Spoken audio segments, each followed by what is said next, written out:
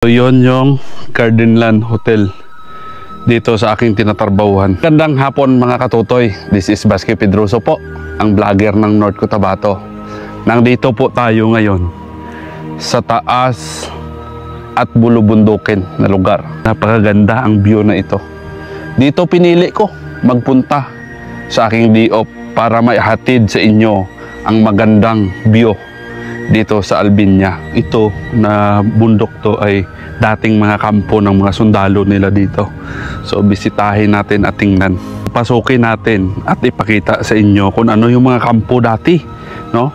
Yung mga ano pang 90s yun. Panahunan yata to ng mga gira dito. Ito yung mga hukay dito, no? Kita ninyo mga katutoy. Inakyat ko dito para ma-discover ko kung ano yung kampo dati, oh. Panahon pa ng mga World War, kung anong year yun. Ang ganda. Ginawa na tong tourist spot ngayon. Kung hindi tayo pumunta dito, hindi natin na-discover ang ganitong mga bagay dito sa Albiña, no? Baga dino-documentary natin kung ano yung kwan dati dito sa Albiña ang buhay, no? Kasi that time daw komunista sila na lugar, ngayon hindi na. Kaya ngayon ini-explore na ang government nila kasi dito sa Albiña sila lang yung kumbaga mahirap na bansa daw. So ngayon ini-explore na nila yung kanilang lugar, kaya marami ng mga turista dito, no?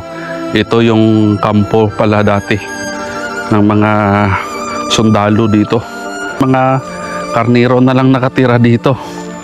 At kung gusto mo pa ang mga ganitong video, don't forget follow, share sa aking vlog nandito sa Albiña.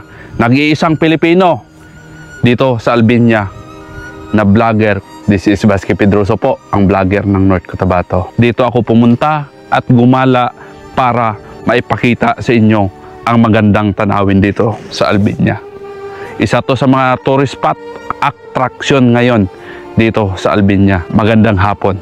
And maraming salamat sa mga kababayan natin nang dito sa Albiña at nagsusubaybay sa ating mga vlog nang dito. Magandang hapon po sa inyo.